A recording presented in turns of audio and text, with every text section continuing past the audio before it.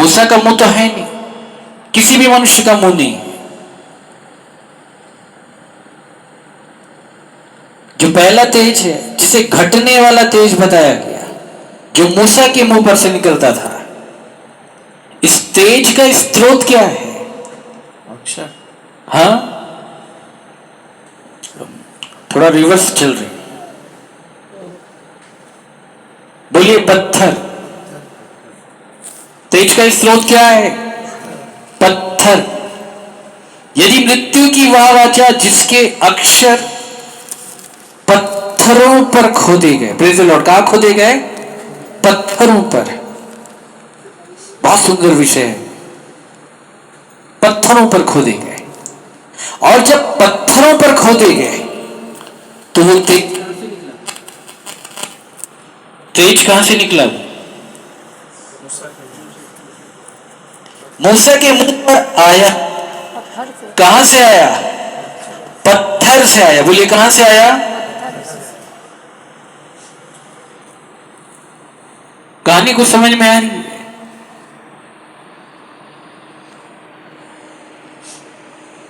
कहानी को समझ में आ रही है? वाचा को खोदा गया पत्थर के ऊपर। बोलिए कहां पर? पत्थर के ऊपर। और पत्थरों पर जब खोदा गया तो उसमें प्रकाश आया, क्योंकि प्रकाश वाचा में, मूसा के मुंह पे नहीं है। इसका मतलब यह बात साफ है कि शब्द जब पत्थर पर उभारे जाएंगे तब वो प्रकाशमान होंगे। Praise the Lord. और तब वो प्रकाश मुंह पर आता है। कहां पे आता है? मुंह पर आता है। पत्थर मतलब समझते हैं? अभी कुछ समझ में आ रहा होगा। मैं तुम्हारी देह में से पत्थर का हृदय निकालूंगा। Praise the Lord. आपका निकला? नहीं। पत्थर दिल हो अभी तक। यहीं से एक कहावत आई है, पत्थर दिल। इस संसार में जितनी बातें बोली जाती हैं ना, कभी लॉजिक समझ में आता है? अरे किसी का दिल पत्थर का होगा तो क्या जीवित रहेगा वो? लेकिन बोला जाता है। ये इज़राइल बोलते थे, ये यहूदी बोलते थे, पत्थर दिल। कैसा दिल? पत्थर दिल। पत्थर दिल मतलब समझ रहे हैं? जिसमें कोई हलचल नहीं है। क्या नहीं है? हलचल नहीं है। सुनना बड़े ध्यान के साथ। पत्थर से क्या बनता है? मूर्ति। क्या बनती है? मूर्ति के ऊपर दोष लिखे गए। दोष कहां लिखे गए? उस मूर्ति के ऊपर। ये दोष कहां पे लिखे गए? पहले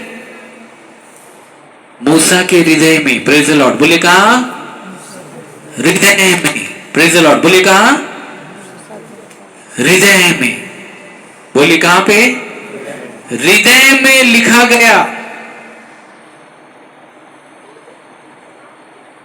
और हृदय में लिखे जाने के बाद यह प्रमाणित किया गया कि ये हृदय मांस का नहीं है, ये पत्थर का है। और जिस विश्वास करने वाले पुरुष के हृदय में वाचा डाल दी गई है, वो वाचा उस पुरुष को बता रही है जो उसके हृदय में लिखी है कि तेरा दिल पत्थर का है। और फिर वो उस बात का अंगीकार करता है, प्रभु मांस का हृदय दो। Praise the Lord. और तब मांस का हृदय तब मिलेगा जब पत्थर के हृदय को निकाला जाएगा। और पत्थर के हृदय को तभी निकाला जाएगा जब ये बात विश्वासी जगत के लोग जान लेंगे कि मेरे पास जो हृदय है वो मांस का है ही नहीं, वो पत्थर का है। Praise the Lord. अब ये जो पत्थर का हृदय है, ये जो पत्थर का दिल है, ये काम कैसे करता है? ये भी काम करता है। बहुत ध्यान के साथ सुनना। पूरा आत्मिक जीवन पत्थर के ऊपर आधारित है। जिस पत्थर को राजमिस्त्रियों ने निकम्मा जाना, वही कौन ने कहा? पौलुस ने कहा, मैंने बुद्धिमान राजमिस्त्री के समान नींव डाली है। चौकस रहे कोई इस पे कैसा रद्दा रखता है। यदि कोई इस पे घास फूस और पत्थर, वहां भी लिखा हुआ है याजकों का समाज बहुमूल्य जीवता पत्थर को बताया गया है। किसको बताया गया है? बहुत ध्यान के साथ सुनना, इसको खुला रखना। हमारे साथ एक वचन निकालिएगा, पतरस की पत्री, पहला पतरस 2 अध्याय, बहुत सुंदर विषय, 2 अध्याय 4 पद। उसके पास आकर जिसे मनुष्यों ने तो निकम्मा ठहराया, उसके पास आकर, सुनना, जो आ गए उनके लिए, जो नहीं आए वे देख ले वे कहां है। मैं बोला ना, यीशु में भागी हो जाना है, भागना नहीं, जो भाग गया उसने, ठीक है। उसके पास आकर जिसे मनुष्यों ने तो जिसे मनुष्यों ने क्या ठहराया? निकम्मा ठहराया। किसको निकम्मा ठहराया? मसीह को। बोलिए, किसको निकम्मा ठहराया? हम किसके पास आए?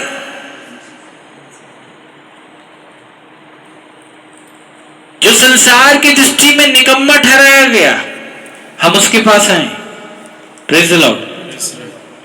उसके पास आकर जिसे मनुष्यों ने तो निकम्मा ठहराया, परंतु परमेश्वर के निकट चुना हुआ। Praise the Lord. पहला विषय, परंतु परमेश्वर के निकट चुना हुआ, जिसको मनुष्य रिजेक्ट कर रहे थे, निकम्मा ठहरा रहे थे, परमेश्वर देके बोला ये बड़े काम की चीज है।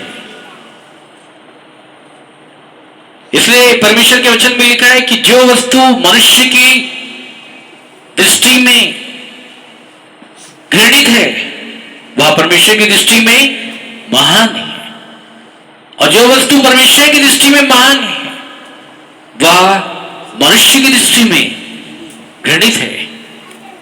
मनुष्य ने तो निकम्मा ठहराया। ये समझ लो कि आज से 2000 वर्ष पहले यहूदियों ने अपने राजा को, अपने उद्धारकर्ता को निकम्मा ठहरा दिया। और केवल उसको नहीं, उसके पीछे जितने भी आए, पतरस से लेके पौलुस से लेके, ये यहूदी लोग आज भी क्या जानते हैं? निकम्मा। बोले जब हमारा गुरु निकम्मा है तो हम तो उसके चेले हैं। मतलब ये बात साफ है कि जब गुरु के ऊपर टैग लगा है तो तुम्हारे ऊपर भी लगेगा, ठीक है। तो मनुष्यों ने तो निकम्मा ठहराया, परंतु परमेश्वर के निकट चुना हुआ। Praise the Lord. Praise the Lord. कैसा है? चुना हुआ। कौन है चुना हुआ?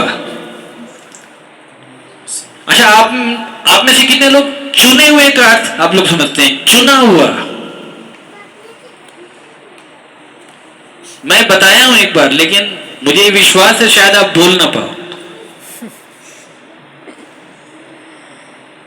चुना हुआ, इसको खुला रखना।